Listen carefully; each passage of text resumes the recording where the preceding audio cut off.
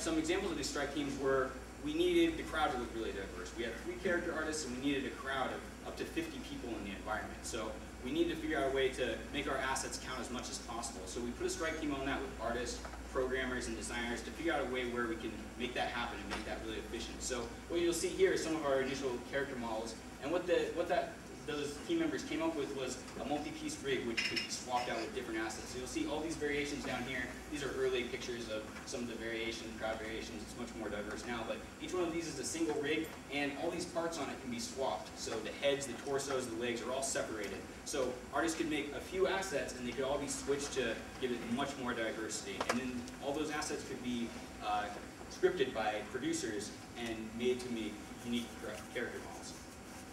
Now, the other thing that we had a strike team on was the drifter form itself. Now, initially you saw some of our early concepts was the drifter aura was kind of covering the human host that it was possessing. And we wanted more freedom with that. We wanted the drifters to look really cool, and when we just had a human host under it, it still was kind of distracting, not as cool as it could be. So what that team came up with was the drifter would actually be a separate character entirely, only visible in drifter vision.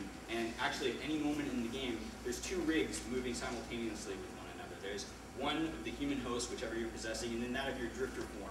And the visibility of those can be swapped out depending on if you're in drifter vision or if you're in normal vision. So those are some examples of some of the great things that the strike team gave us. Now, about 6 weeks ago, 6 weeks before we hit Gold Master, we started our alpha and beta stages. And this really gave us the opportunity to start getting these bugs out of the way that were just infesting our project. So we used DevTrack to keep track of all our bugs and track them down and get them fixed. And we have close to 150 bugs, all of which have been resolved at this point. And that's thanks to a great QA team and a great number of people working all on DevTrack and keeping on top of those bugs. And it allowed our game, when it was bug-free, to really do a good job of presenting it to outside people and having them gain meaningful insight from them as to the game. So here are a couple photos of our focus testers there testing out the game. They gave us a lot of good insight into subtle things that the team members might not have realized. So, and also, we've had a lot of great opportunities to show it off to other people outside of FIVE. There's me with Governor Chris there showing him the game. That was a fun time. And we've shown it off to a lot of youth groups from Winter Park and stuff. So it's great to actually show people your game, have them understand, have them play it, and then actually see them having fun while playing it. It's really exciting feeling. And you guys actually today are really lucky because you guys are the first crowd to actually see this game in its final finished state.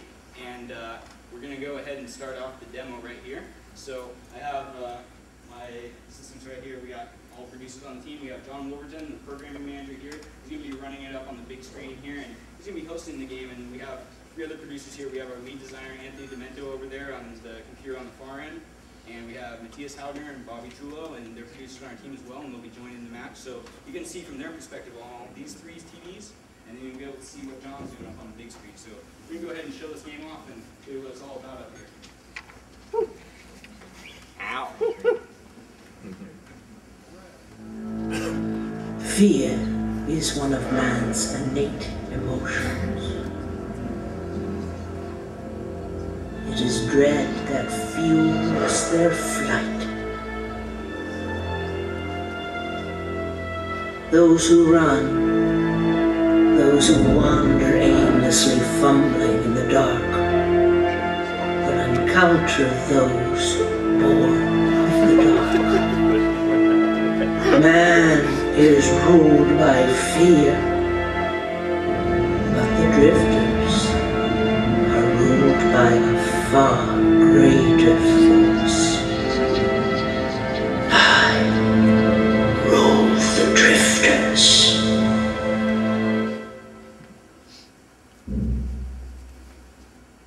Alright, so that was the opening cinematic for our game, and sets the game off. So as you can see here, here's the exterior museum right here, based off the London Museum of Natural History. And we're going to go ahead and start off a match here. John's going to be hosting, so.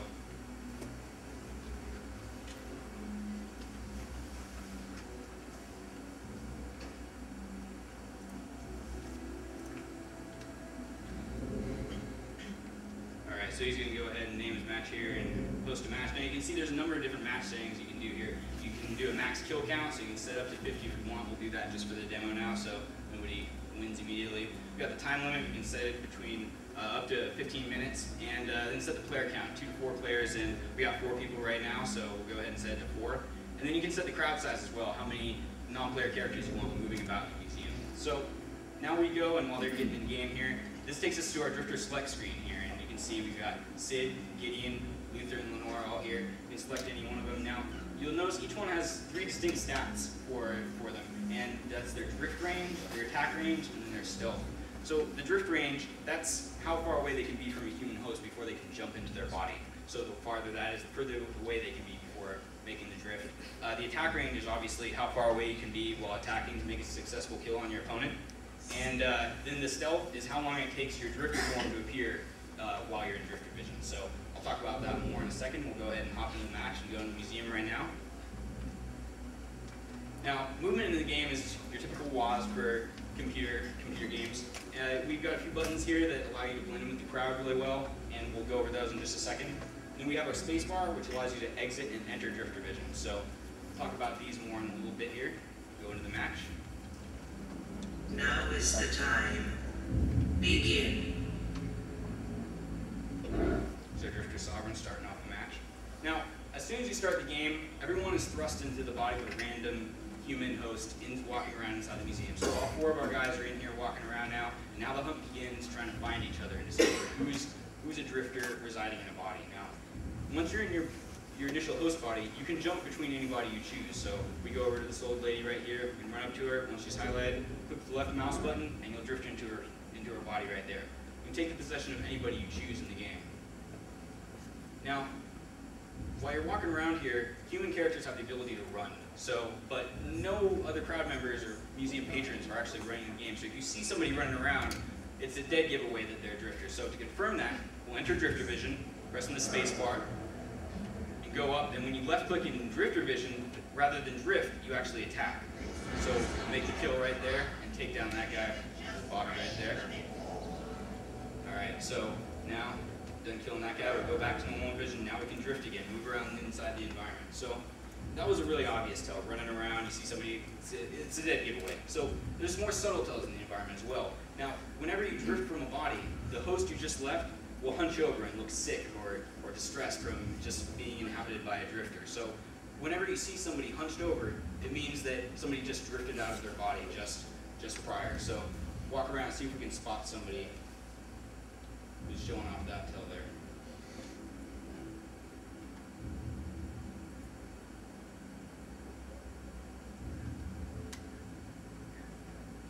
Alright, so I saw somebody right there to confirm and go in. Let's look at the vision, you can take them down right there. Now we saw the person running around, we saw the person who just gotten drifted out of sort of flinch and shudder. Now, we want to make sure that we're not doing that ourselves, and we want to blend in with the crowd as best as possible. So the best way to do that is just copy the way the crowd is moving itself. They're walking around, looking at exhibits, and just behaving like normal museum patrons. So you can walk around and go up to any exhibit you choose. And if you walk up to an exhibit and you're within range, you can press the E key, and you'll behave like a human character. You'll go up, you'll look at the exhibit, observe it, maybe read its placard. And if you're not within range of the exhibit, you'll just do an idle animation like the crowd does. So you can blend in really well that way. Now, while you're standing still, you can hold down the F key and swivel your mouse and look over your shoulder to see if somebody's creeping up on you or sneaking behind you. So it's a good way to check out right there. Okay, so we entered drifter vision. That guy was always sneaking up on you, so you can take him down right there. Alright, so you'll notice when you enter drifter vision, you're initially disguised, you just look like a glowing NPC, but as soon as you attack, your drifter form is immediately revealed. Now, you can drift as much as you want, and we saw the downside of that is that you'll leave a breadcrumb trail kind of if human host doubling over and hunching over and feeling sick. And you can also stay in your human host body as long as you please, but the downside to that, of course, is that human host will start to get sick. You can hear him shuddering, coughing a little bit there, starting to get sick from being possessed so long. So there's an incentive to drift often and an incentive to stay in a human host more often. So it's up to the player to decide how they want to play the game like that. So we saw 2 people duking it out in drifter vision. That's a dead giveaway when you're in drifter vision, observing 2 people in combat. But if you're in normal vision and there's 2 people doing combat in drifter vision, you can sort of tell that as well because you'll see them flinch and shudder in normal vision. And if you pick up on that,